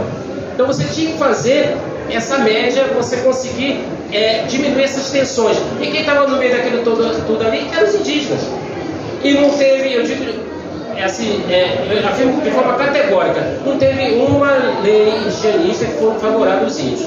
Aí começa a questão da liberdade do indígena, que passa a ser o que vai balizar durante todo esse período aí o grande ponto sensível é a liberdade indígena nesse período todo. Você olha, você tem o índio que está... Havia uma lei, liberta o índio, ele está solto, ele agora é livre. Daqui a pouco uma lei que dizia, não, agora ele é cativo. Não, ele só pode ser... E sempre foi uma liberdade restrita. Para ele ser livre, ele tinha que estar no aldeamento, ser catequizado e estar sendo orientado por uma ordem. Então nunca foi uma liberdade total. O índio livre é aquele que estava no mato, mas sofria com os ataques, sofria com as investidas do processo de colonização. Por isso que os índios se deslocavam, fugindo. Os puris se deslocavam. Tem gente que pensa que os puris, eles eram nômades. Os puris não eram nômades. Os puris, eles fugiam do avanço das frentes colonizadoras, que eram extremamente brutais. E por isso que essa discussão do marco temporal. Marco temporal, por que o índio não estava na terra dele e que hoje se discute isso? Porque o índio fugia, ele era atacado, era expulso, fugia, a população começava a entrar num processo de extermínio de forma extremamente cruel. Então você tem todo esse movimento que vai gerar o deslocamento que hoje se discute com o marco temporal, que é uma coisa... Os processos retomados. Retomados, perfeito. Então eu falei sobre a justificativa já, vou pular essa parte. E aqui as fases, o que se utilizava para subjugar os índios. Primeiro, a guerra justa defensiva, que era você arrumar um motivozinho qualquer. O índio atacou a minha aldeia e não sei o que, a minha vila, vou atacar, aí tem que tentar a guerra defensiva. A guerra ofensiva, que não tinha motivo nenhum. Quem decretou isso foi a partir de Dom João VI. Ele que vai criar a guerra defensiva. Lá na Europa não teve guerra ofensiva, só defensiva. Os índios aldeados ou reduzidos, você aldeava os índios. O descimento, você tirava os índios lá das suas aldeias, descia para as chamadas aldeias de repartição, e o resgate, que você resgatava aquele índio que era prisioneiro de outra tribo. Você pegava esses índios, você trazia ele para outra região, só que esse índio, em vez de ele ser solto, ele continuava sendo escravo. Então ele melhorava, ele sai da escravidão da mão e passava para o outro. E em 1608 é criada uma suposta lei de liberdade indígena, que o Bessa Freire fala que saiu uma pegadinha do malandro. Saiu mais ou menos. Não houve liberdade indígena de forma nenhuma. Ela simplesmente, a primeira lei realmente que vai decretar uma suposta e mais ampla liberdade indígena vai ser o Diretório Cubanino, por incrível que pareça. Em 1557, 1757, depois ele se expande para toda a colônia em 1758. Depois nós temos a Carta Régia de 1759 e as Cartas Régias Juninas. E ao mesmo tempo também os jesuítas já estão sendo... Não, eles foram expulsos com o Diretório Cubanino. Foram expulsos. Que os jesuítas se tornaram tão poderosos, tão fortes, que eles começaram é como se fosse um Estado dentro do Estado. Então, expulsa essa ordem aqui, confisca os seus bens, mas coloca outras ordens, como os capuchinhos, beneditinos, outras ordens dominicanos, começaram a fazer esse serviço de colonização. a política higienista deixa de ser um problema de mão de obra para ser... Isso é uma autora chamada Manuel Cadeiro Cunha, que ela fala que a questão indígena no Brasil, a partir do século XVIII, ele deixa de ser um problema de mão de obra para ser um problema de posse da terra. Aí você entra na questão aqui de Campo Alegre.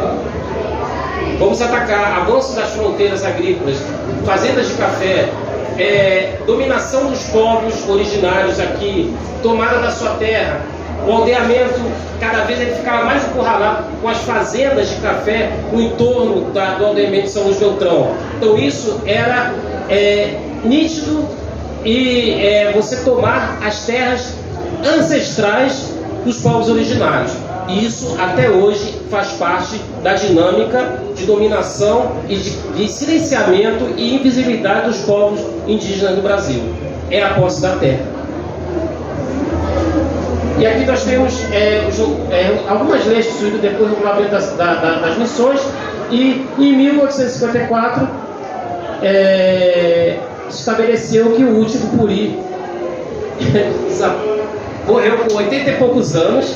80, né? Vitorino Santará. O Vitorino Santará, 64. E o cara morreu e tinha uma esposa, e o cara deixou um descendente, imagine você. E os caras faziam filho toda hora. Naquele período, não tinha método conceptivo. Então as pessoas tinham muitos filhos. Aí a gente pega os levantamentos, censos de São Luís Beltrão, você vê um cara de gente com sobrenome Santará. Eu falei, o pessoal gostava muito dele, botou o nome de batismo, Santará. Não, era descendente dele. Então você vê que isso foi a invisibilidade que aconteceu.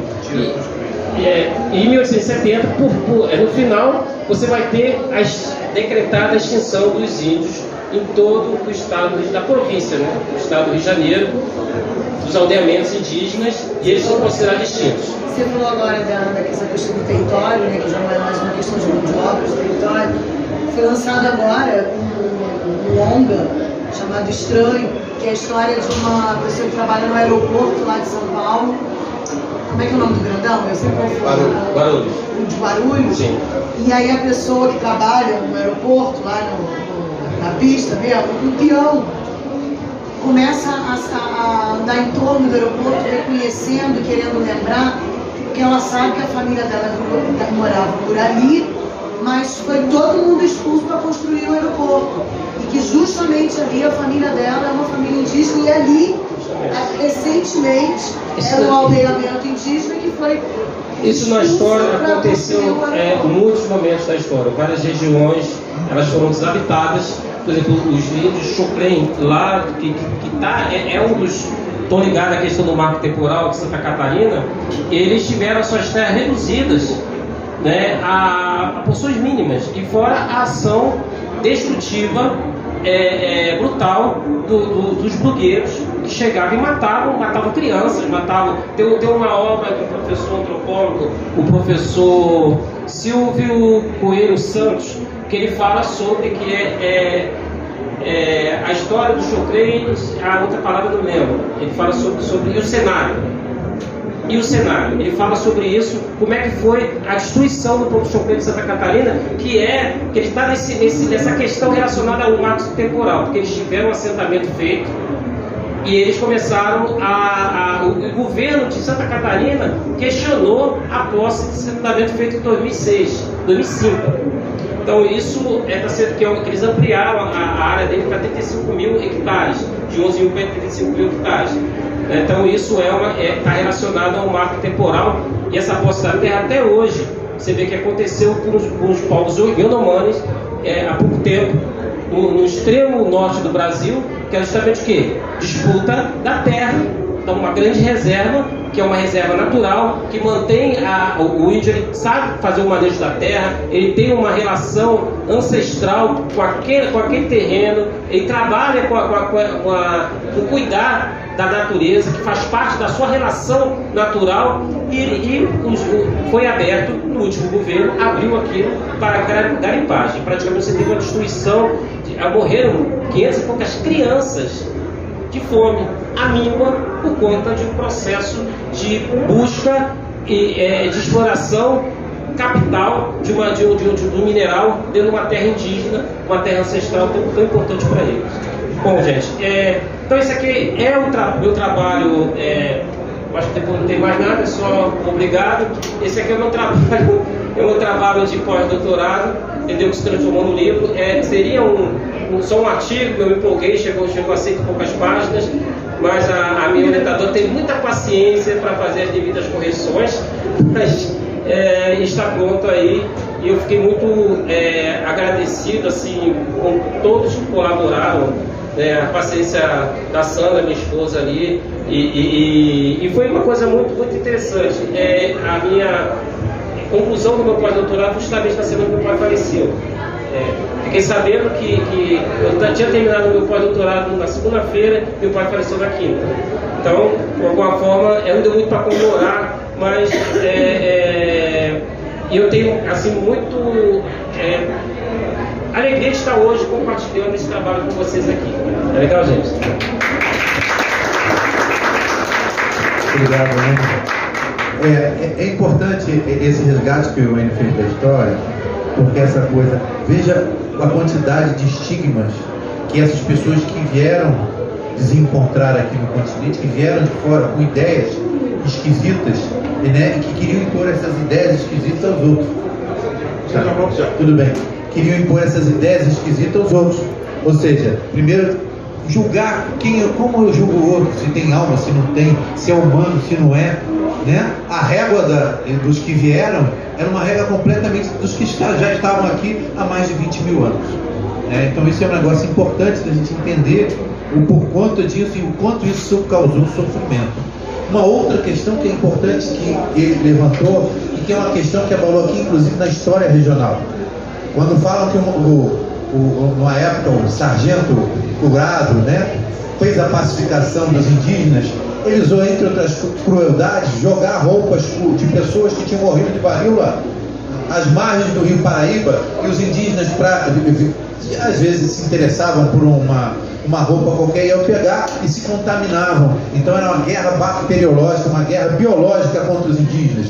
E a varíola foi um dos maiores estragos, inclusive entre as doenças que trouxeram, que eram doenças que não existiam nos povos que viviam aqui, a varíola foi aquelas que causou maior mortalidade.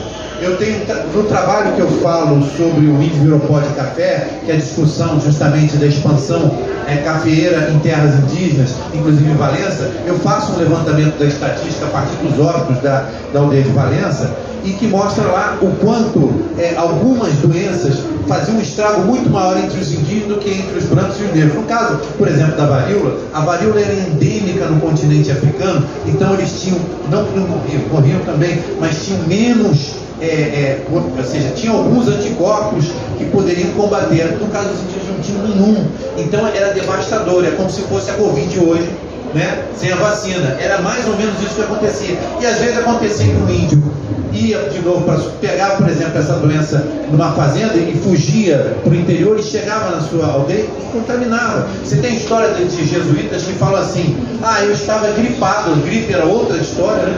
Eu estava gripado, mas mesmo assim eu fui até os indígenas para poder catequizar. Ou seja, ele matava todos os indígenas porque ele levava a gripe para uma aldeia que nunca tinha tido esse anticorpo. Então esse é um processo que produziu esses sofrimentos e essas mortandades, fora, evidentemente, os genocídios, as guerras violentas. E a escravização indígena, a gente também tem essa noção, aí quando começou a escravidão africana, acabou a escravidão. Uma mentira. A escravização indígena continuou, inclusive, no século XX. A questão da guerra da borracha, ou seja, a frente de borracha, que levou ao Acre, ao Amazonas, escravizou povos indígenas inteiros daquela região ali. Inclusive tem um livro de um inglês, que era, na verdade ele era irlandês, ele é um livro que só foi traduzido agora, que da fronteira Peru-Brasil, em que ele mostra o processo da borracha como um dos processos mais violentos de escravização indígena daquela região, tanto da fronteira peruana como da fronteira brasileira. Então a escravidão indígena continuou até o século XX, né? E isso mostra, e é uma continuidade, ela é muito menos falada, porque os povos, evidentemente, que havia um comércio, ou seja, havia um ganho com a escravização, né, com esse tráfico transatlântico, que era maior, e os indígenas podiam fugir para o interior e evitar essa escravização. Mas, por exemplo, a Guerra Justa, que o D. João VI proclamou assim que ele chegou no Brasil em 1808, estava acontecendo uma invasão do território Botocudo e Curi, em Minas Gerais, e eles usavam tropas coloniais, inclusive outros índios, para atacar tanto Curi como Botocudo em todo o leste mineiro. Aquilo que vai ali de Muriaé, aquela fronteira ali de Muriaé para lá, e do lado de cá do Rio Preto, Santa Rita de Jacutinga, Liberdade, toda aquela área ali de Minas, Bocaina de Minas, toda aquela área ali estava tendo também problemas, porque com a mineração diminuindo nas regiões centrais, Ouro Preto, Mariana, eles começaram a ir para áreas que eram chamadas zonas proibidas, né, e começaram a atacar os povos indígenas que estavam ali e quilombolas também. Então, com isso, esses indígenas, numa reação, conseguem em Minas Gerais expulsar mais de 400 e esvaziar mais de 400 fazendas. Isso acontecia, inclusive, no Caminho Novo, que é um texto que eu falo, que no Caminho Novo as pessoas tinham medo de passar em 1780, 1790, não só pelo Caminho Novo que ia para Minas, do Rio para Minas, ali Pau Grande, Ubá, toda aquela área ali perto de Paraíba do Sul e Valença, mas aqui também o Monsenhor Pizarro, que a gente, que o Júlio que estava aqui descobriu esse documento lá no arquivo aqui da cidade, que se trata do documento mais antigo do arquivo da cidade de Resende. O Monsenhor Pizarro esteve aqui em 1794, 1795, e ele ficou com medo de ir em Fumaça, ou seja, em São Luís Beltrão, porque havia outros indígenas que não estavam aldeados e que estavam atacando os portugueses e não deixavam se estabelecer da outra margem do rio. Isso é 1795, 1800. Você tem documentos que o Enio encontrou no Arquivo Nacional em 1810, que a pessoa diz o seguinte: eu recebi uma sesmaria do outro lado do Rio Paraíba, ali. Mas eu não estou lá porque, por enquanto, os índios bravos estão lá. Então, você mostra que no século XIX havia uma resistência indígena, mesmo depois do papel do furado, de ter arregimentado, dado armas, jogado barril ali em cima, e um grupo, para não morrer, resolveu, não, vamos fazer as pazes lá a partir de Mariquita, né? E vamos construir São Luís Beltrão, que é hoje Fumaça, e que seus descendentes estão aqui. Mesmo com isso, você ainda tinha essa resistência, essa briga, né? Então, mostrando que não foi fácil. E, evidentemente, essa memória da repressão, essa memória do sofrimento ficam nas pessoas. Por isso que muitas pessoas se autopreservam. Nessas minhas viagens de pesquisa pelo estado do Rio de Janeiro e pela fronteira com Minas Gerais, eu cheguei à cidade de Carangola, que era uma cidade que tinha, inclusive, algumas questões relacionadas ao turismo. E lá eu encontrei um senhor que era puri, descendente, mas ele era mudo. A história dele dizia o seguinte: não, é que ele, quando era na infância, ele tinha uma voz diferente e tal, ele tomou um frio gelado, caiu no mar e parou de falar. Eu acho que ele estava tão traumatizado porque ele falava diferente, que fez isso. E o irmão dele batia em quem dizia que ele era indígena por isso. Apesar do pai e a mãe serem, tinha uma aldeia em Carangola. Em 1950 existia uma aldeia em Carangola, numa fazenda. E eu fui falar com os filhos dos descendentes delas, fazendo palavra. Eu encontrei com uma outra moça que era ruiva, mas era mistura. Não, eu também sou puri porque minha avó é puri. Então essa coisa do olho azul aqui do nosso amigo não tem a ver com ele, porque tem a ver com esse processo. Tem um processo às vezes muito violento, às vezes não, mas um processo que envolve essas pessoas, né? Então eu acho que é importante a gente resgatar o seguinte: há espaço para todos na construção do nosso país, há espaço para todos na história. Mas a gente tem que ser justo e reconstruir a história como ela foi, e não como os vencedores querem que ela seja.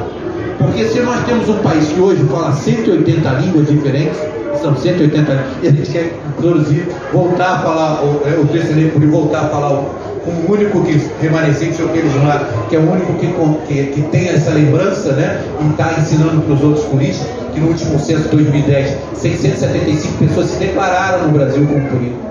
Sem o censo pedir. O censo foi lá e o cara falou: eu sou indígena por isso. O censo não perguntou, porque ele inclusive não tinha na sua tabela o puri. Então ele foi obrigado a incluir porque a pessoa declarou. Então, para mostrar enquanto, apesar de invisibilidade, toda a pressão, as pessoas, né? E é isso que a gente tem que fazer, recolocá-los na história, para a gente poder, inclusive, explicar os índios urbanos que nós temos hoje aqui, inclusive o 114 que a gente tem aqui, que é autodeclarado, e dos outros, né? E não é fumaça, não quase nada de fumaça. Então é porque essa história foi apagada e a gente tem que tirar esse manto de invisibilidade, jogar fora, para que as pessoas possam assumir, para que elas possam ter tranquilidade e dizer: não, eu sou indígena. E ninguém ficar criticando por conta disso. Pelo contrário, porque tem muita sabedoria, muito conhecimento de mata, de floresta, deu aula para muita gente. Aqueles grandes cientistas do século XIX, como Spitz e Marx e outros aí, todo mundo fala, viajantes, eles aprenderam a classificação zoológica e de fauna porque eles perguntavam para os indígenas. Por exemplo, o Schott, que foi lá em Itaucara, e ele perguntou para os coroados que viviam lá, os coropós, que planta é essa? Que não sei o que. Aí ele escreve um trabalho científico, nomeia a planta e diz, não, ele que foi. Não, foram os índios que mostraram para ele, que cortaram, que mostraram a diferença. A mesma coisa, o Spitz de Marx vai em Minas Gerais, e onde hoje é Rio Pomba, e onde hoje é São João Batista, antigo São João Batista, que hoje é Rio Branco, e os indígenas falam para ele, inclusive os puristas, falam para ele, ó, esse animal aqui é isso, e ele tem uma relação ecológica. Diferente dos cientistas, que naquela época queriam, matavam um animal, classificavam, diziam a característica, mas não sabiam nada da relação daquele animal com o todo. Então, por exemplo, há uma lenda, um mito puri, que diz o seguinte: a irara, quando come alguma coisa, a irara é aquele papamel, é aquele bichinho, eu acho que tem fumaça também, naquela região ali, no Parque Nacional. Ele é parente da lontra, né? Ela quando comia alguma coisa que fazia mal a ela procurava uma planta chamada poaia ou ipecacuanha e comia dessa planta para poder vomitar. Então os indígenas, como é que eles vão explicar e passar essa sabedoria para os seus filhos? Então eles fazem uma lenda, né, e se referem a poaia, né, e a irara. E é observação direta, é produção de conhecimento. Aí o Spitz e o Marx, grandes cientistas do século XIX, estiveram aqui, inclusive o Marx foi aquele, como escrever a história do Brasil, ganhou um concurso IHGB, do Instituto Histórico Geográfico Brasil, em 1845. Despreza esse coisa, eles têm lá uma lenda, mas isso é observação, e a partir dessa observação da natureza que eles conseguiram produzir a poaia, que era exportada para a Europa e era mão de obra indígena, coroado, puri e coropó. Aqui que hoje eu tenho gente coletando isso em 1815, né? Os pequenos agricultores puris do aldeamento de Queluz vão coletar poaia para vender, porque era pauta de exportação para a Europa, porque era um remédio considerado quanto vomitório, quanto que, né, de coisa e tal. Então, isso é um negócio que vai fazer você. Agora, como ele era espalhado, só quem tinha conhecimento e entrava na mata sabia onde pegar. Essa que é a questão. Então eles tinham um enorme conhecimento. Um outro cientista aí, conhecido, Maximiliano, príncipe Maximiliano, que passou pelo Brasil em 1815, quando ele chegou lá no Rio Paraíba do Sul, perto de Campos, ali na região de São Fidélis, ele encontra com os puris, ele vai visitar os puris que estão lá, e aí ele vê que os puris têm um enfeite. Não sei se você teve essa gravura, é um enfeite dos puris assim, que é um enfeite assim, parecendo um vegetal. Aí ele falou, não, isso é um vegetal, mas os índios não sabem de nada, e estão dizendo que isso é um animal que produz isso aí. E os índios estavam certos. É um inseto que ele, na beira do rio, para ele fazer um casulo, ele pega minerais, ele pega areia, ele pega mistura, e ele constrói como se fossem biojoias. Ele vai construir, e os indígenas que sabiam que esse inseto fazia isso, e até hoje você encontra muito, ele pegava esse para enfeitar, porque era um enfeite para eles, e ele disse, isso não é vegetal, isso aí é produzido por um inseto, e eles estavam com razão. E inclusive hoje em dia, se vocês forem ver na internet, lá na Europa eles fazem joias com isso, eles pegam esse inseto, botam ele para reproduzir, para fazer esse casulo, e botam ouro e outros minerais ali para eles utilizarem aquilo para fazer o casulo dele, e ele faz, e vira uma biojoia de valor inestimável. Então, assim, sem ter o conhecimento do meio ambiente que você vive, você morre se você for colocado na floresta. Eles sabiam tirar energia, eles sabiam procurar onde procurar cera para vender para os portugueses. Então eles sabiam os tipos de abelhas diferentes, eles nominavam cada vez. Tem 44 tipos de abelhas aqui no estado do Rio de Janeiro. A gente só tem aquela referência da abelha africana, mas tem 44. Lá na casa do Chiquinho, tinha uma abelha lá que fazia ninho lá e que botava, e era sem ferrão, que é ótimo pra gente sem ferrão. E são as abelhas nacionais que produzem coisas. A pessoa deve conhecer algumas delas, né? Aquela que faz aquele tubinho, aquela outra que vai na árvore, aquela outra que fica, né, em árvore podre. Então, isso são conhecimentos, você só tem conhecimento, esse conhecimento, se você tem observação, você vive nesse meio e você domina isso. O que nós perdemos, como perdendo parte do vocabulário por isso? Nós perdemos o conhecimento que esse povo tinha da marca da qual vivia, né? Uma parte, por exemplo, as raizeiras, a Dona Bela, nossa amiga, né, de muitos anos, a gente chegava lá na casa dela e tinha a hortinha da Dona Bela. Ela até os 80 anos nunca pisou no hospital, lembra disso? Nunca pisou, porque quando ela tinha algum probleminha, ela ia lá na horta dela e pegava, isso aqui é para fazer chá disso, isso aqui é para fazer... A gente tá em dívida com ela ainda, vai fazer o livro sobre os chás dela, sobre esse negócio, porque ela sabia disso. Para fazer a vassoura da casa dela, ela atravessava a rua, pegava aquele pé de vassoura, né? Amarrava aquilo e varria a casa. Então isso é conhecimento, mas você só pode ter esse conhecimento.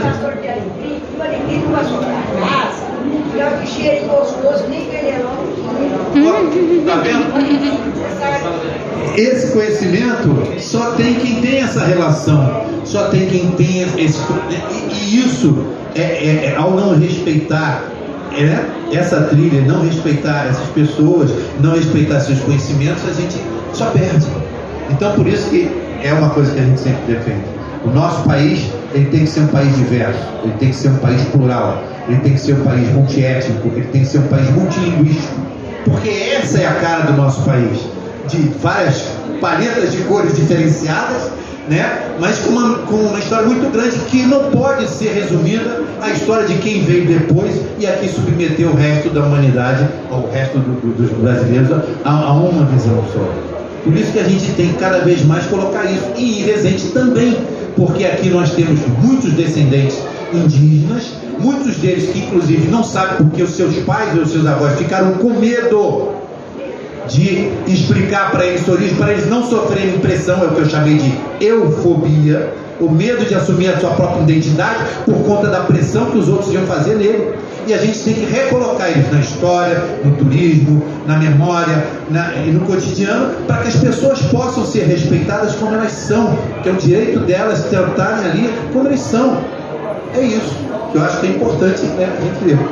Gente, eu não sei quanto tempo a gente tem. Eu lembrei de uma coisa agora, que foi recentemente, você fez um comentário, que foi a respeito do acidente de avião, das crianças que caíram numa mata e ficaram 40 dias. E você ficou emocionado quando você viu a entrevista do avô dizendo assim: não, elas estão vivas, elas sabem o que comer, sabem o que lidar na floresta, e elas realmente sobreviveram 40 dias nas matas colombianas. Numa mata que qualquer um que cai lá morre em 2 minutos de mosquito.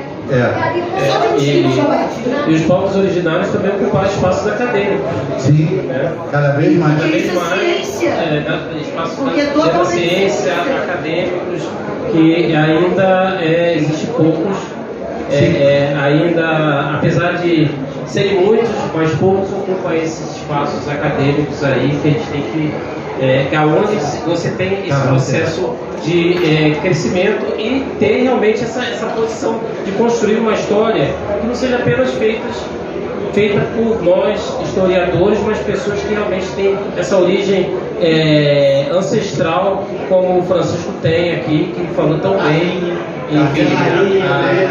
a dona Carminha, sim. Vou fazer uma pergunta, que eu sou da biologia, eu trabalho muito com etnobiologia, só que lá em São Gonçalo. Você falou dessa questão, pelo que você falou, tem um conhecimento etnobiológico muito grande desses turistas da região. Já tem algum levantamento sendo feito? Não. Os poucos que eu tenho são meu e tem do Felismar, que é o nosso lembrante. Orientar, que é o nosso lembrante, que tem uma parte nessa coisa da raiz e tal, e evidentemente, por exemplo, pessoas como a Carminha e outras pessoas que a gente precisa, como a Dona Bela, que a gente precisa estar resgatando aí, né, seus conhecimentos sobre essas questões e que é fundamental. Gente, a gente vai ter que encerrar. Só para eu colocar uma coisa aqui, ele estava falando, o último livro que eu fiz aqui, ele resgata a história do único indígena, o primeiro indígena a assumir, a ter passar pelo banco universitário e se formar advogado, isso no século XIX. Foi o único indígena do Império a ser formado, ele estudou com José de Alencar, ele estudou com Joaquim Veríssimo dos Santos, ele teve esse debate do que é ser brasileiro e ele teve a visão, inclusive porque ele mudou o nome dele, quando ele se formou em 1850 para Ipiranga dos Guaranis. Ele sabia que ele era filho do capitão de índios da aldeia de São Pedro da Aldeia, mas ele assumiu em todos os batismos que a gente tem, todos os batismos dos filhos dele, ele fez questão de botar indígena, mesmo que o pai não quiser, não, porque ele tinha roupa, né? Ele atuava numa sociedade imperial, ele sabia atuar nessa sociedade, mas ele foi na universidade para aprender como era esse saber, para poder aplicar no seu cotidiano.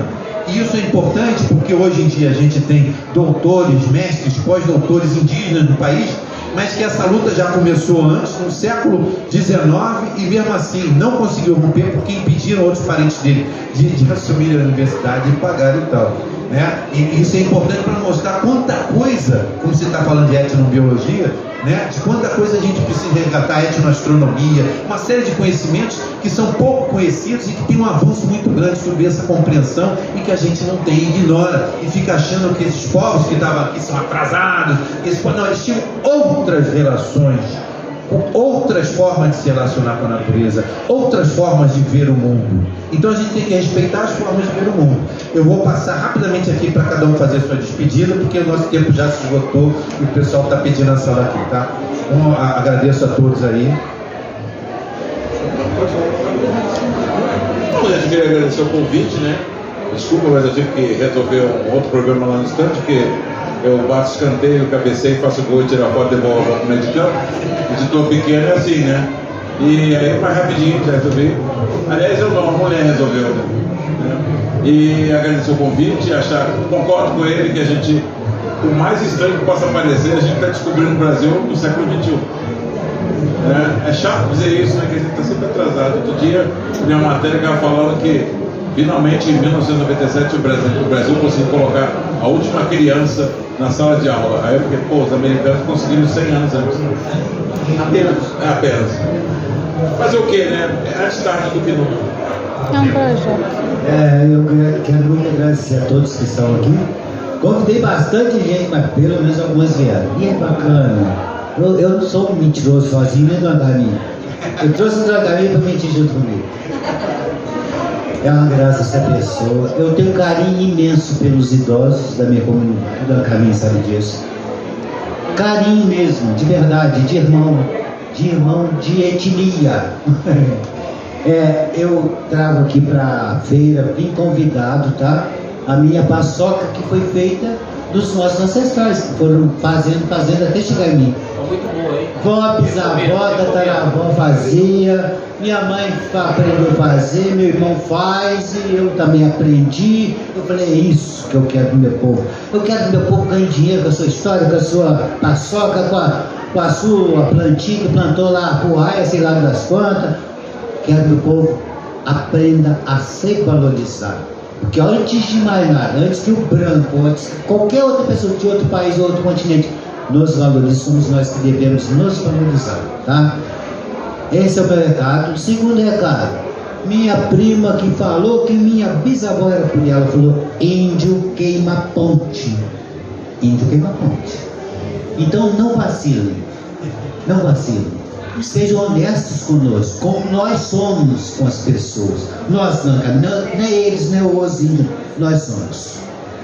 Então não vacilem, não errem, porque a gente cobra. E a gente não cobra barato, cobra com juros. Tá? Eu não estou dando bronca não, tá, gente? Eu estou falando para vocês uma realidade que ela falou, que eu pude... Olha, não, escutem. Índio queima. Eu estou falando. Eu estou falando para vocês de uma realidade que eu descobri na boca da minha prima, que é uma característica minha, eu achava isso um defeito. Não é defeito, tá? Aí que eu entendi. Não é defeito. Não é que eu sou rancoroso, não é rancor. É valorização de mim mesmo, do meu povo. E é por isso que eu sou assim. Não pisa na bola comigo, que eu piso mais comigo.